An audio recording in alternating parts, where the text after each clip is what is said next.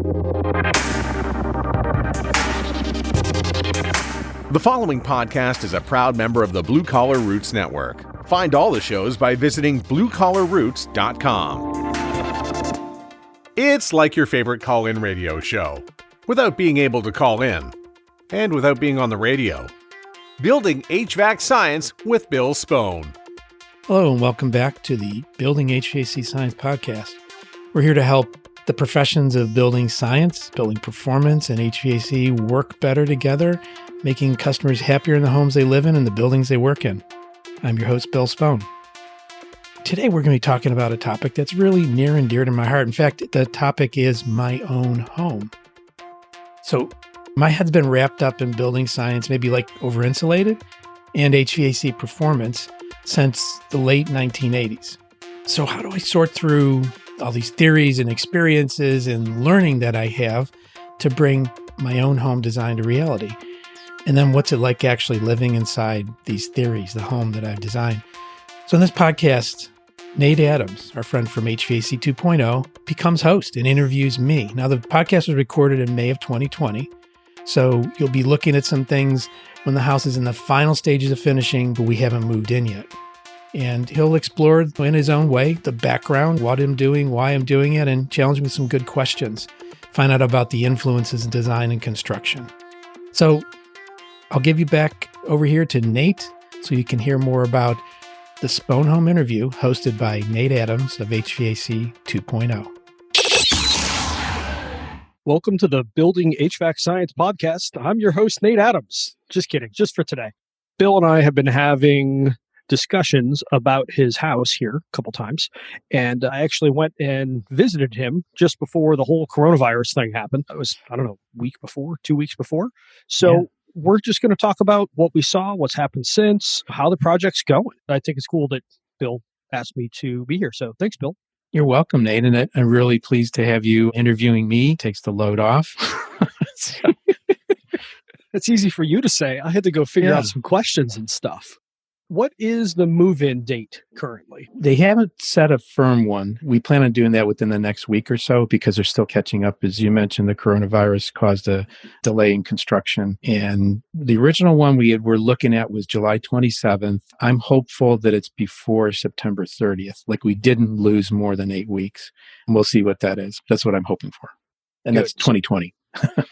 So, and Pennsylvania was the only, 2020 would be a good thing. But so Pennsylvania was the only state, I think, that closed down construction entirely. I saw some things from National Association of Home Builders that I think there were 4 states that were either partial or full shutdown for construction, any new residential construction and commercial in Pennsylvania.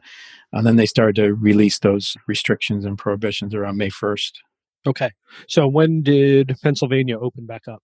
I would say May 1st, everybody between May 1st and May 8th at different levels. And some of it's like there aren't inspectors everywhere checking on things, but our builder communicated that to us and we felt comfortable with that date. So things have picked up back again here. We're recording in mid-May right now. Cool. And are they limiting to one trade on site or anything like that? What are the restrictions at the moment? Honestly, I haven't paid total attention to that. I'm trusting the builder to enforce, but the way they've been working is pretty much one trade on site, maybe 2 trades if they're exterior, interior, or like septic is downfield and electrical is up by the house and that kind of thing. So they're respecting the social distancing. I've seen that. We are in a new world since we last saw each other in person. Yeah, really, just totally different. It's like, this is just weird. I mean, nothing like this has happened in 100 years, which is long enough that there's very little social memory of it. And then plus, we didn't have international plane travel before. Wow, that's a thought I never thought of. We can instantly jet around. I mean, it takes a while. My wife and I went to India back in 2012. That was a long flight. It was 18 hours solid. But we literally went halfway around the world in 18 hours. And that's kind of a crazy thing. And that didn't exist in 1918. So this has not been an easy one to contain because there's so many people going so many different ways, so many border crossings, so many ways in and out. What a tricky thing. So yeah, I'm glad I'm not in charge. Yeah. I didn't see your name on the list, by the way. Nope, definitely not in charge on this. I'm very thankful for that.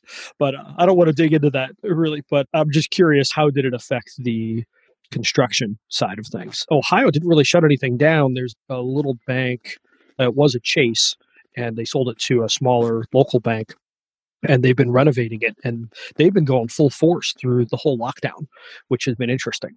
And it's up and running now. So they got the thing up and running, I think, pretty much on schedule, which I thought was interesting. Nice. So taking a step back, you call it the personalized performance home.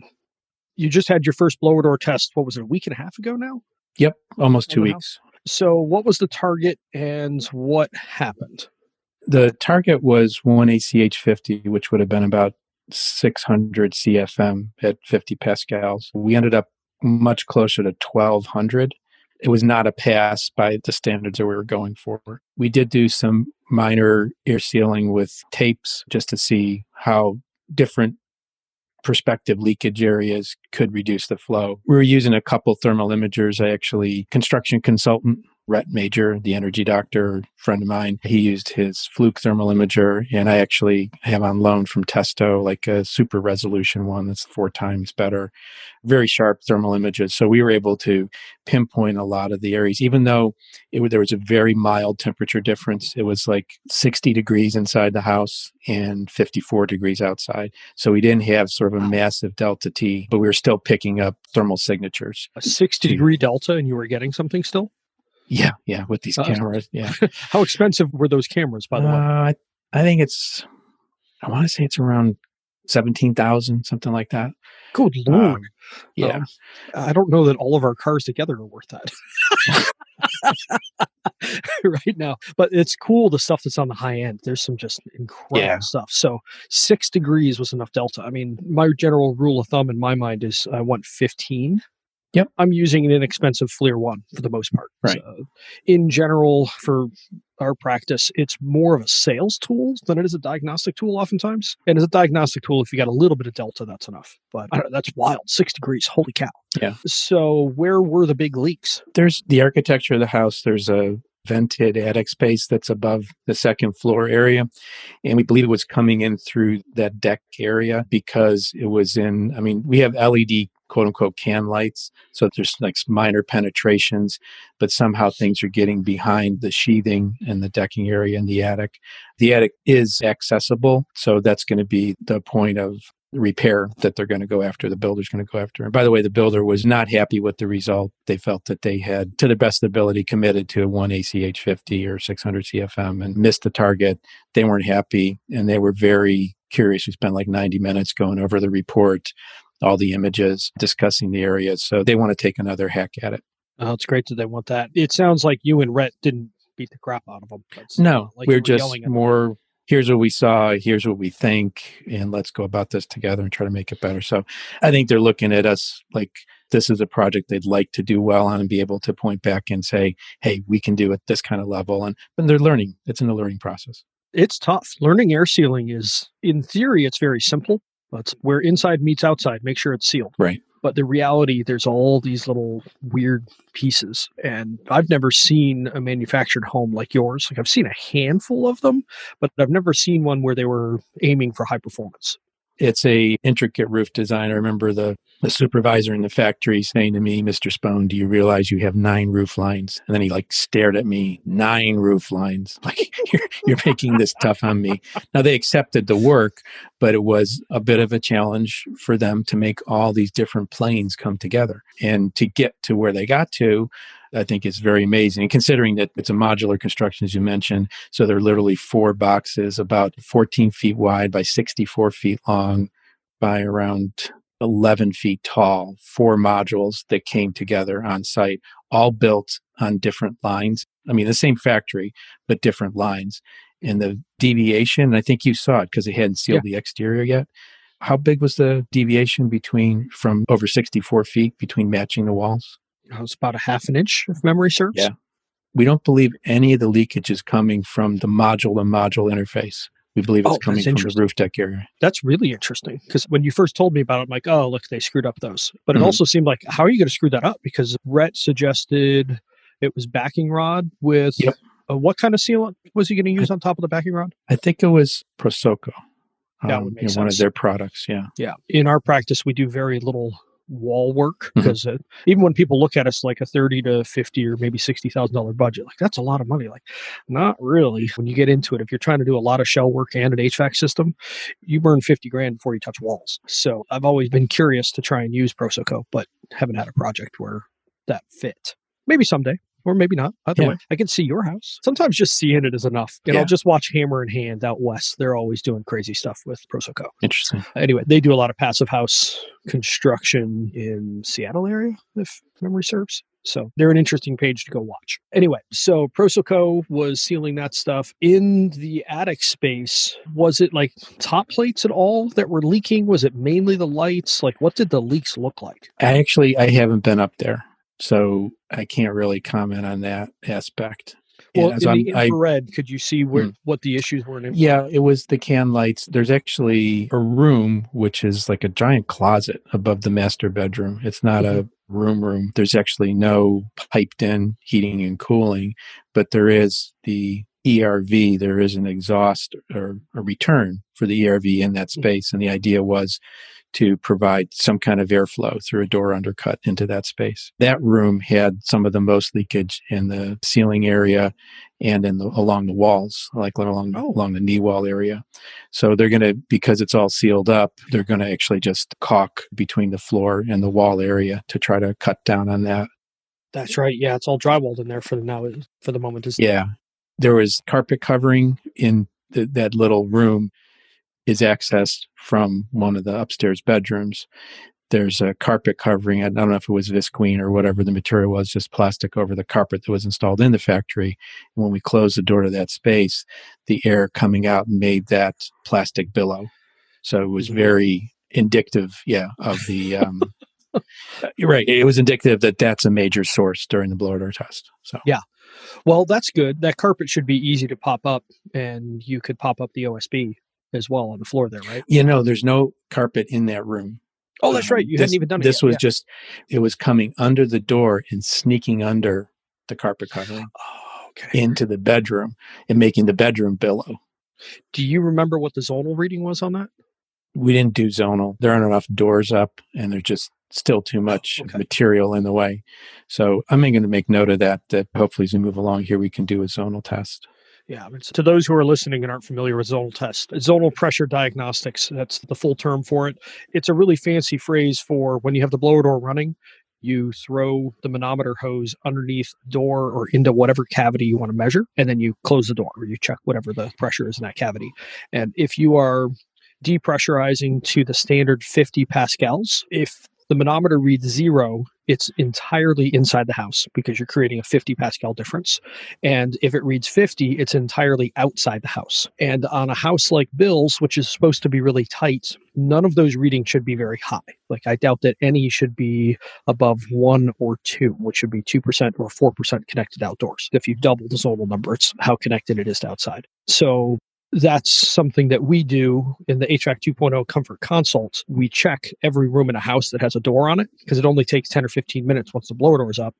And you get an idea of where the big leaks are. And that's why if he's telling me that room is really problematic, I really want to understand how problematic is it. Let's put a number on it. Like, is it 4 pascals? Is it 10 pascals? Like, with carpet flapping, I'd probably, if it isn't 5, I'll eat my hat. And that's a lot for any one space in your house. 5 pascals, so 10% connected outdoors.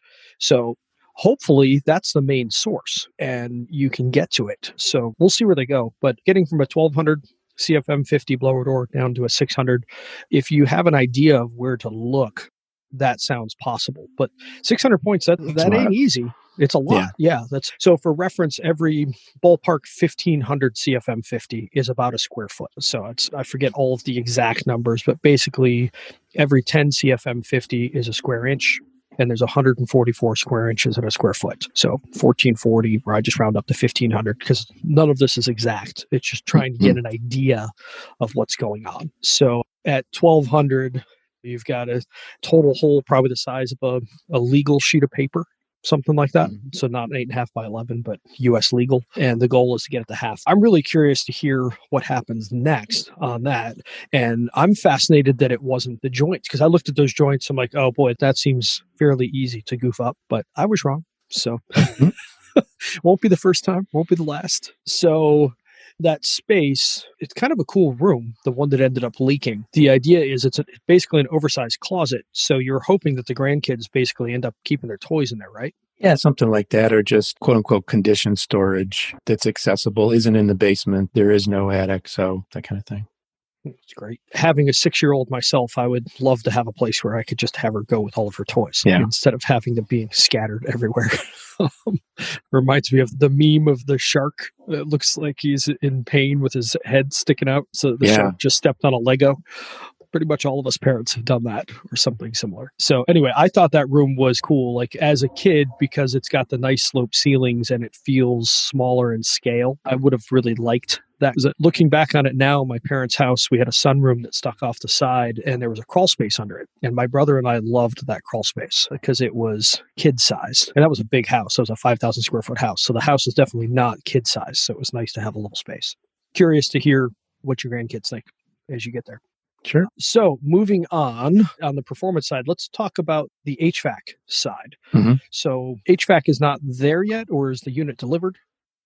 Yeah, the units are delivered. It's Datsun air source heat pump. The equipment was delivered a few weeks ago, so it's sitting in the laundry room waiting to be installed. Actually, yesterday I was just working with Red and we sent over some best practices for our return design to make sure the contractor was aware of what we'd like to see. So this is interesting because I'm not hands-on like you're hands-on with your house and a lot of other people are. I'm sitting back, pointing my fingers, giving recommendations, but I feel like being paid attention to and supporting it also with Rhett's voice, who's the voice of like real hands-on experience. And mine is sort of I've seen things, I've heard things, and then I bounce it off of Rhett for reality. And then we go talk to the builder about it. We come sort of a reinforced opinion and they're very receptive to it. They're like, yeah, we're learning this project. You're changing the way we do things. So that's good. That's a key thing that we should focus in on. So that's two different contractors you've heard, hey, we're learning. Yeah. That's the builder and the HVAC contractor. What would be the ideal outcome of this? Like, what would it look like? What would they learn that you'd be tickled pink with? The HVAC contractor, they have a licensed contractor that works for them.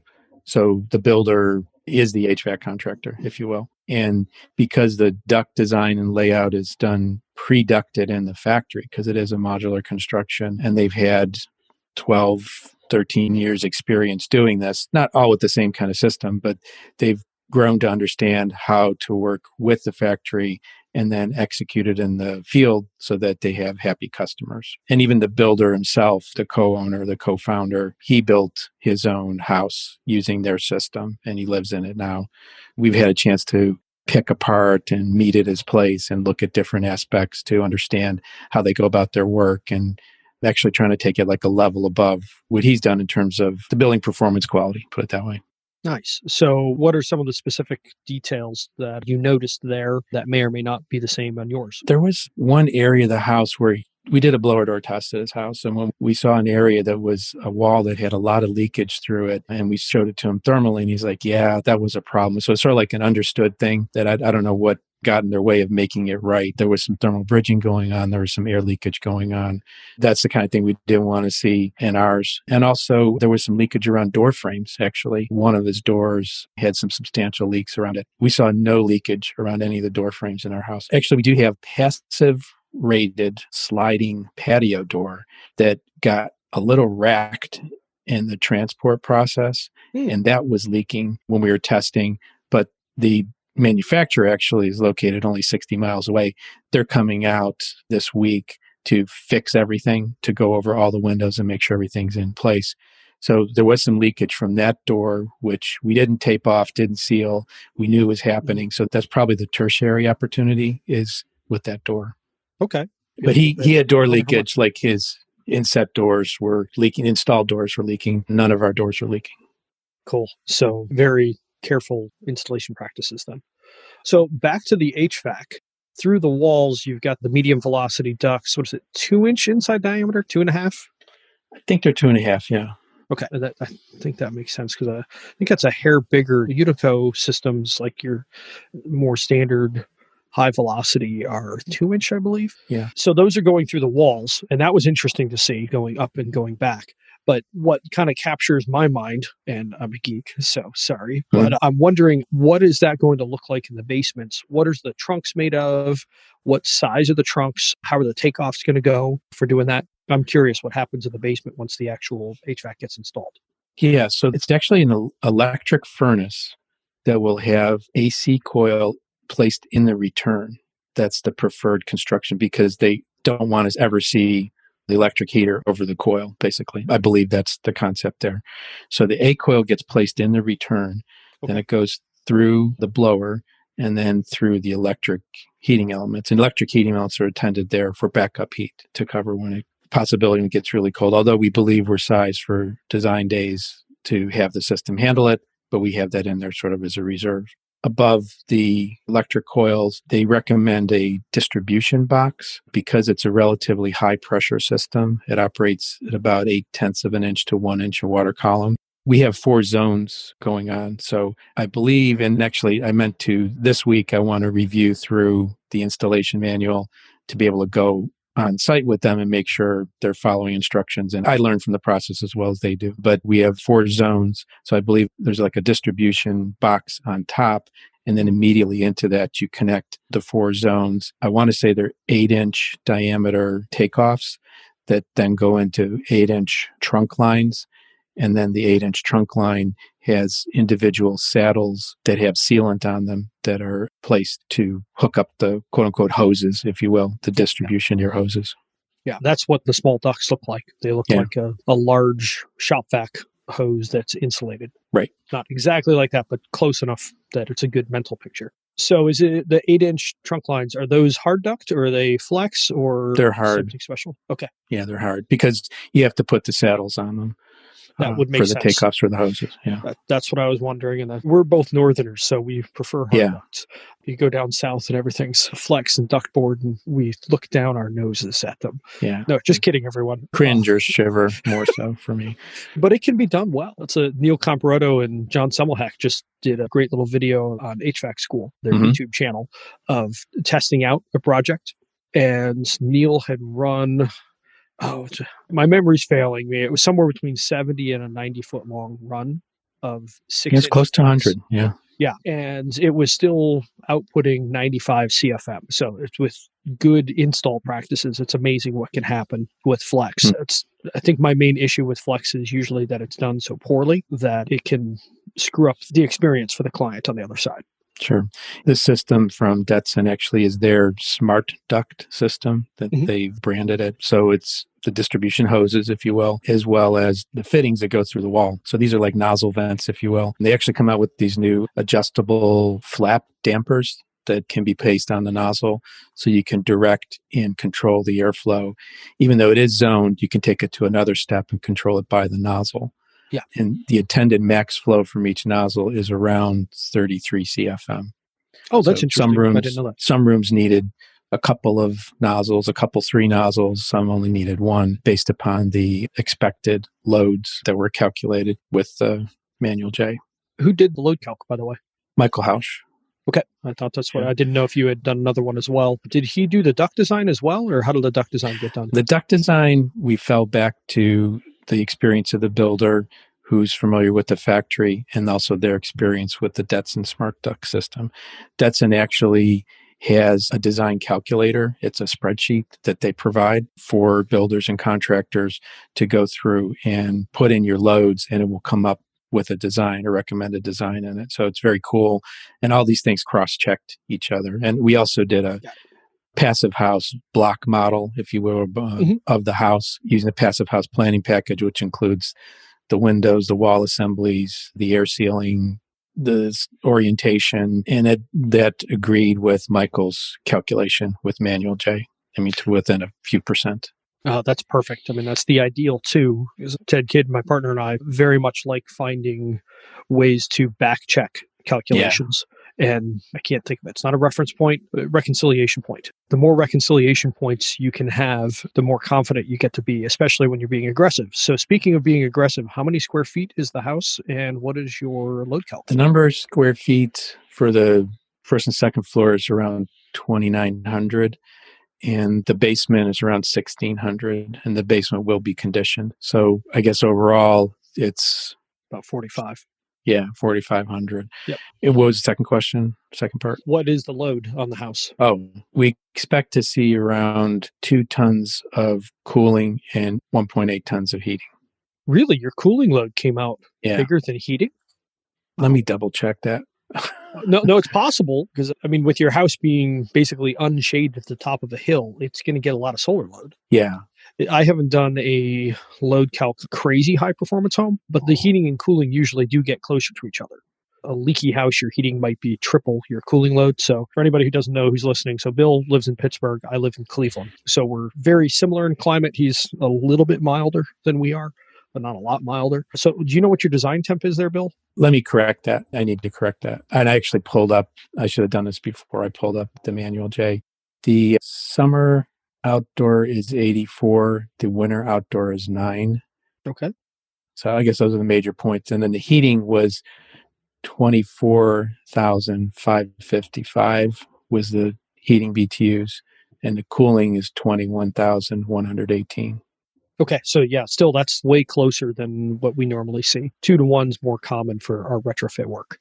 So the heating is about double cooling. Well, it's also interesting because your design temps are both a bit milder. So you're 9 and 84 and we are 5 and 88 here. Oh, wow. I'm surprised that the summer is lower. Yeah. I was surprised at that too. And then the other ace in the hole we have is that we're using a conditioning ERV, which has the capability of conditioning the fresh air stream for both temperature and humidity, or humidity reduction and temperature addition or reduction with a 1/3 of a ton heat pump. Yeah. So to be clear, the CERV, the conditioning energy recovery ventilator. So we've discussed this in the past where we've become not huge fans of ERVs because it ends up adding enough latent load if you're putting, say, 100 CFM of outdoor air into a house and it's high dew point. We've watched a couple of our project houses really struggle and actually utterly fail to maintain humidity levels. Right. Because an ERV, it doesn't actually reduce humidity. It reduces the level of humidity that's coming in. So I view it like Congress people complaining about funding cut, when the funding cut is, instead of a 5% increase, it's a 2% increase. But it's still an increase. So that's been something that we've struggled with on the ERVs. So I'm interested to see this unit because this unit actually does dehumidification, correct? Yes. It's got a rating to it. It's not a dehumidifier by any means, but it does have a dehumidification capability. And I'm actually going to bring that up on the screen here. So dehumidification in recirculation mode, 9.6 liters per day, and 14.9 in ventilation mode. And that's not half bad. Yeah. Because what a typical basement dehumidifier is, well, there's 30s and 50s, but I always recommend a 70. But yeah, that I'm curious to see how that ends up working, because that might be enough, it might not be enough. I'm not familiar enough with the calculations and seeing the numbers to know. But that's the fact that it's going to at least reduce instead of adding to the latent load of the house. That's going to be a good thing. That's going to be fascinating. Speaking of which, I don't think I've asked you this. How are you planning to monitor the house? What sorts of monitors are you going to use? The serve itself, the CERV, has sensors in it. So it had temperature and humidity and CO2 and VOCs. So we can set a profile for it to run based upon trip points in those sensors so that the indoor air is kept, quote unquote, healthy. I'll probably have every single detector we sell set up for anecdotal comparison. It's not a lab, but it will be my space, and just monitoring that and sharing that data and learning more as I go along as to how the indoor air quality products we have, like the Air Thinks, the Air Things, the CPSIAQ, the Yoo-Hoo, how all these things can perform. And even some other monitors too, ones that we don't sell, just to get a broader perspective on things. That's going to be really interesting. I do like that the CERV actually does active air quality control. Yeah. Because until now, that really hasn't been possible. I had basically given up on it. Like I said, you were down in Florida at Brian Orr's events where I got to present on Badass HVAC. And basically why Badass came to be, and it's one system that basically manages air quality, but it's dumb. Like it doesn't actually know what's going on. It's just you're doing best practice air quality measures all the time. But if there's a peak or something like that, it doesn't know. It just keeps, it's like Mongo, just going to keep going here. So I'm curious to see what happens with active control. And then there is another piece of active control that I'm really curious to see how it works out. So did you meet the Zoa Haven guys down at AHR? Yeah, and actually I installed one in my air handler here at the house we live in now, and I plan on getting another one for that house. So we're a beta tester. But yeah, that I didn't mention that that'll also be there. So that'll be another point of reference to the bulk air quality of the house, which is interesting because it does go in the air handler. Yeah, it's the only one that does that. So I'll be asking for all your passwords. Yeah, right. Let me see what Bill's house is doing. I'm so used to monitoring a bunch of other client houses. So it'll be interesting to see one with a system that I've never seen before. Anyway, I'm fascinated to see how that works, how well it can control the air quality, what it takes to make it lose the war. You might purposely have a party in wintertime once we're over the social distancing measures, basically just to purposely screw up the air quality in the house and see what happens. So I kind of enjoy watching those events at client houses. One of our clients, they have a practice for a 10-piece band once a week, maybe twice a week. Adding an extra 10 people, well, I guess an extra 8 people to a house can be enough to throw things off. So it's interesting watching what happens. And I'm very curious, like one of the other concepts in the CERV, the SERV, is that it recirculates the stores of fresh air in the house. That's like a quote from their literature. And if you break that apart, that's really interesting to me. It's you could be occupying one space and this other space has really no IAQ load in it. So why not just kick it in and blend it all down? Because you do have fresh air. So I'm very curious about the overall energy needs because this isn't your average ERV in terms of just bringing in fresh air on a schedule based upon projected demands. This will be on actual measurements, real time with what's going on in the space. That's going to be really interesting, Bill. Have you decided on an energy monitor yet? No, I haven't. And I keep on trying to go back through all your posts. And can you slow down, please, to decide which one I want to pick? So I was just thinking when we get close to that point, I'm just going to ask you just right up front, just say, what's the best one? So yeah, let me know. We also, if it hasn't been noted, or people don't realize up to now, we do have enough solar on site that we believe will be net zero, in fact, be a net producer on an annual basis based upon the energy consumption that we plan versus the energy output we think we'll be generating from our production. Yeah, well, let's talk about the solar for a minute. So Sure. What size is the array? Where is it? What other details are there? It's 32 panels. I think they're 375 watts each. And I believe it works out to like 14,000 or 14 kilowatts AC on an annual basis, something like that. Hopefully I got my metrics right there. Yeah, 12,000. I'm guessing 375 times 32. Was that? Yeah. So I've got 12,000, 12 kW, and yeah, that's probably about 14,000 kilowatt hours a year because it's usually whatever the DC rating is, your AC production is 10, 20, 30% higher depending on where you are. Like Arizona, a 12 kW system might put out 17 or 18,000 kilowatt hours. And it's hard to project the load in the house because we don't live in an all-electric house now. Will be an all-electric house, but we will have a very different envelope. Like the envelope we're in right now is around 4.5 or 5 ACH 50, but we do have gas heating and gas water heating. So in the other house, we'll have a much tighter envelope and we'll have all-electric heating and water heating. Everything will be electric. That's going to be really fun to watch. Speaking of which, what are you doing for domestic hot water? What did you choose? Have a Ream. I believe it's a Prestige model, and they call it hybrid heat pump coil-based hot water system. So that's our water heating. That should work good. We've had good luck with those thus far. They're crazy quiet, and you've got a good application because you have that great big basement.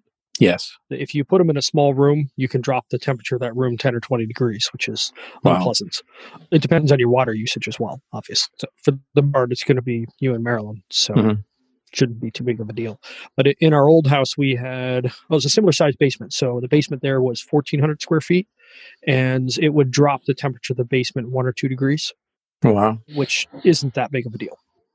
So curious to see what happens with that. So put a monitor in your basement too. Yeah. You'll get to see the water heater run it sometimes. Okay, so yeah, Ream, that's a really standard one. I was curious if you might go Sandon or something like that, carbon dioxide one. I have one of those on my house. It's been fun to watch how that thing works. It's a bit of an animal, that's for sure. But they're considerably more expensive than a Ream.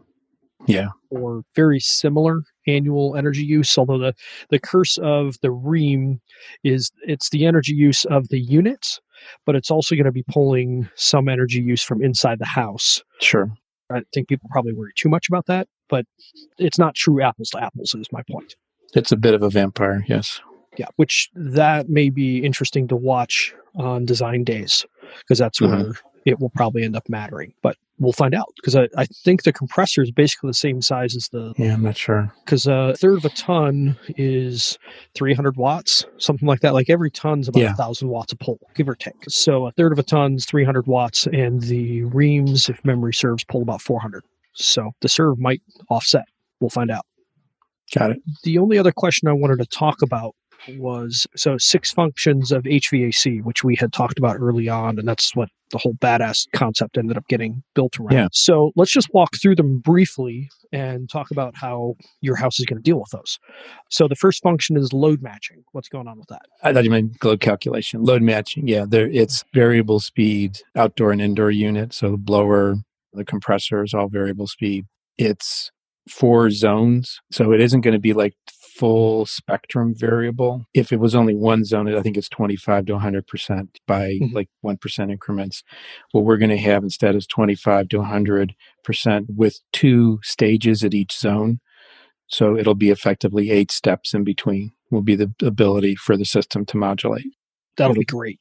Yeah. It's more than 2 stage. So it's 8 stage basically, but it'll be staged to keep up with the demand in a zone. Cool. So that's load matching. Second item is filtration. So what do you have for filtration on the house? The serve has MERV 13 filters in it.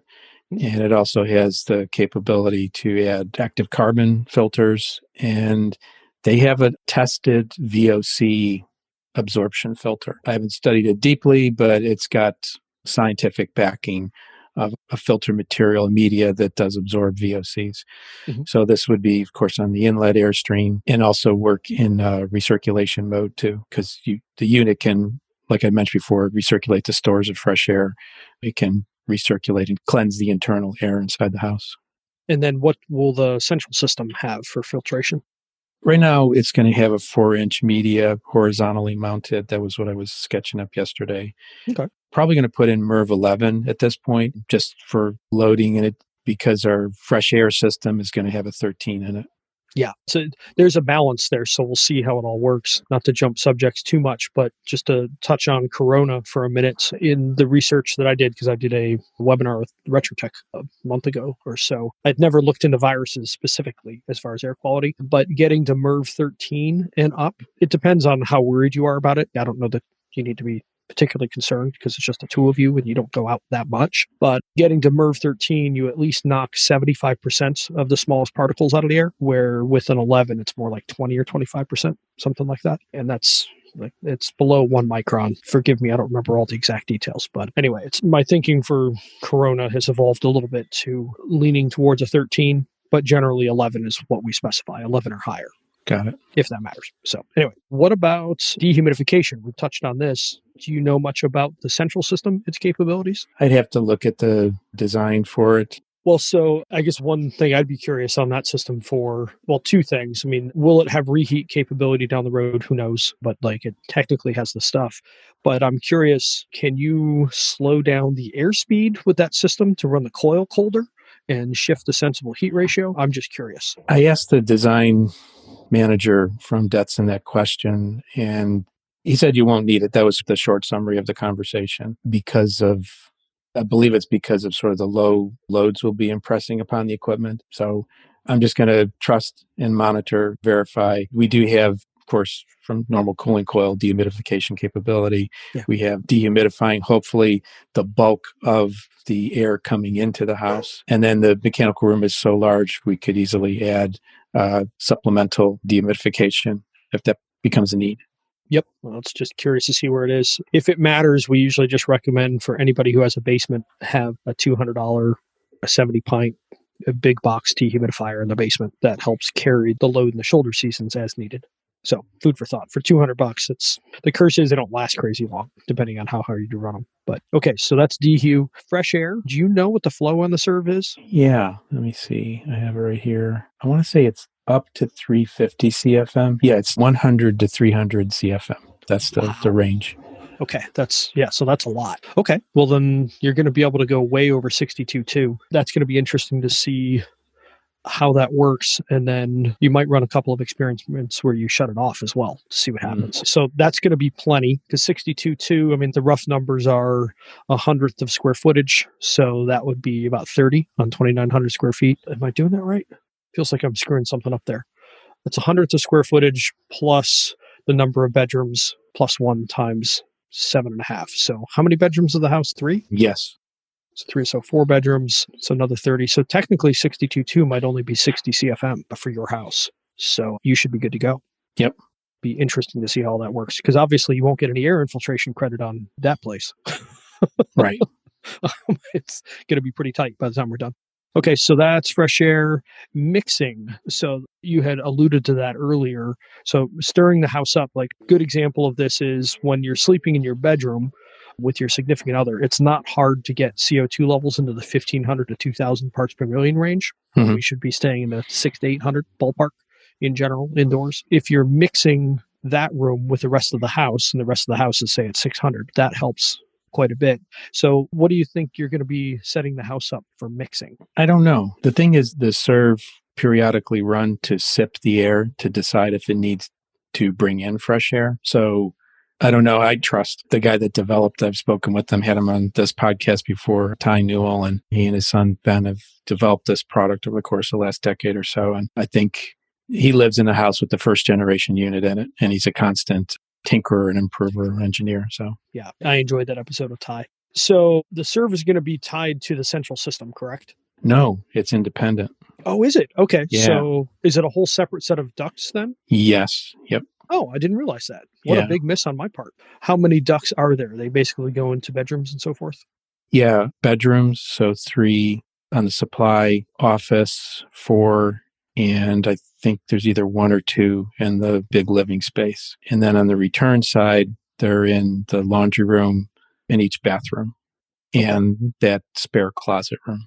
That's going to be interesting to watch if it's enough airflow or not. And the other thing you might be able to try would be a running fan on for the central system as well. Yeah, for stirring. Yeah. Yeah. But with the zoning, I have no idea. Yeah, you got it stirring. Think of it like mixing the house like a vinaigrette. That's going to be interesting. You certainly have enough controls that you can play with on the house. Right. And there isn't a number we're trying to hit. We're trying to hit a range of things under different conditions and minimize the discomfort, if you will. And probably a lot of it's going to be mental discomfort when you get down to it. I'm going to worry over something that really doesn't matter at all. It's all in your head, Bill. It's all in your head. It is. There is something to it, but sometimes we worry a little too much. The last function, which I don't know how much it's going to matter on your house, because the tighter the house you have, the less that adding humidity is important. Mm-hmm. Are you planning on a humidifier at all? No. Just, again, there's capability to add all kinds of things as we go along, but it's just, I can just say it pretty much with assurance that no one's ever built a house like this before that I know of, with the modular, the details, this cooling system, the heating, the ventilation system, and that kind of thing. So, and the occupants, I can say that for sure.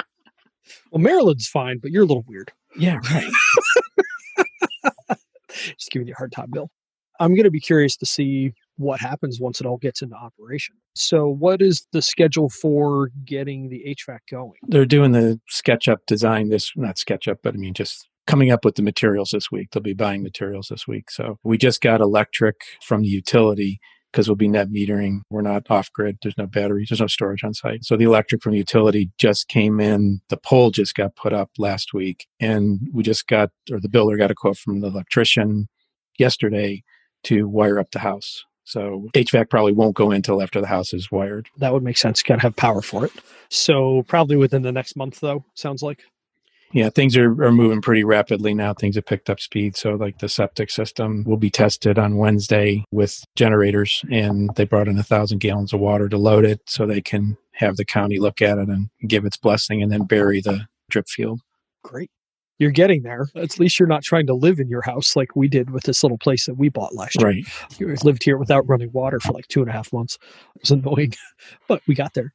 So the hope then is September 30th completion. What other big pieces are left? So there's some flooring has to be put in, some interior painting and patching where different parts of the modules came together and things like that. Some of the finished tiling on the bathroom, that still isn't done. There's this air sealing aspect to do another blower door test, the HVAC, the serve, siding, that should start later this week. Electrician, and then this commissioning of the solar system, and then water, of course. A well was drilled. It was not without a little bit of grief. They didn't drill. They used the kind of the old-fashioned cable tool, they call it. It's sort of like a hammerhead with cutting bits on it. And They just smash the formations as they go down. The idea is it's sort of a mild fracking process where it opens things up versus boring a hole, which can smear and sort of close any pathways for the groundwater to get in. They ran into, I believe it was a pocket from an old mine underneath our property. Oh. Or between 250 and 300 feet. And all the water they had developed in the well up to that point dropped out. So they had to go another 60 feet deeper and then put in a sleeve to then catch all the groundwater coming in. So they're able to achieve that. And the wellhead's been all patched over and the pipes have been laid in and that's ready for connection. So it's nothing like a little drama in drilling, right? Yeah. Yeah. So we had a new well put in too. That was a fascinating process to watch. I think they used a different process, but just interesting. You're getting there. So you're down to the power's just about to be hooked up. Yeah. Water's about ready. So it's a lot of small finishing details are largely what's left. There's still, I consider some of the major events to make it habitable. Even things like this week, we got to pick out kitchen countertops. Oh, got it. Amidst all those other details. Yeah. Man, it seems really late, but that can be. No, we've had some in mind, but it's now like, okay, this is the one. This is the final design. We've had designs in mind. So. Oh, that's really fun. Cool. So you're getting there. Hopefully this fall, you'll be able to finally move. Because when did you begin this process? It's been a while. I think we bought the land in January of 18 and was signed up with the builder in January of 19. And then by August, we had signed the contract on the design. And then the modules were built in October and set in January of 2020. So it's going on 2+ years now. Yeah, well, it's certainly been a thoughtful process. And do you think you've enjoyed it overall? Do you think it's been worth it? Oh, yeah, I think so. It's really expanded my knowledge of how the work that we do at TrueTech with building performance and HVAC, how that really all comes together on a personal basis. And also sort of the struggle between how far can you go within a consumer's budget? Because I was a consumer, we were the consumers, and we had the budget. And how far do you go with certain details and aspects? And everything, you can't put in all of the leading cutting edge stuff because you won't find a contractor who will do it. You won't find a factory that will build it, or they'll learn and make a mistake on your account. So all these kind of things come together in like a real interesting stew of ideas. I'm glad that it just keeps moving forward. And it's good to hear that you have enjoyed it because it's been fun to watch too. Good. Real world challenges. Here's what's nice to do in theory, and here's what we can actually get done. It's a little bit of the old phrase, politics is the art of the possible. What's possible? How far can we push? What makes sense to push? Yeah, so I've enjoyed watching the whole thing. And it's funny, personally, it's a bit further than I might have gone, but that's why it's personalized, right? Right. We think these things are important, and we'll find out if what we thought was true. Yeah, exactly. Well, until next time, and the next episode might be post-housewarming. So we'll see how all that works out. Yeah, definitely. We'll have some data on hand. Exactly. Yeah. Okay. Well, cool. Well, thanks, Bill. Thank you. And until next time, everybody. Thanks, Nate. Thanks for having me on your podcast.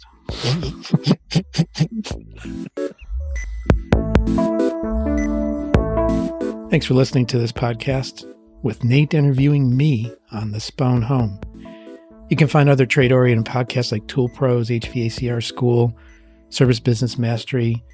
Also work by Zach Ciota, HVAC Shop Talk, HVAC Reefer Guy Mike Mayberry, Grayson Corbin Lunsford of HomeDiagnosis.tv, and of course, a lot of good stuff done by our friend Jim Bergman over at Measure Quick.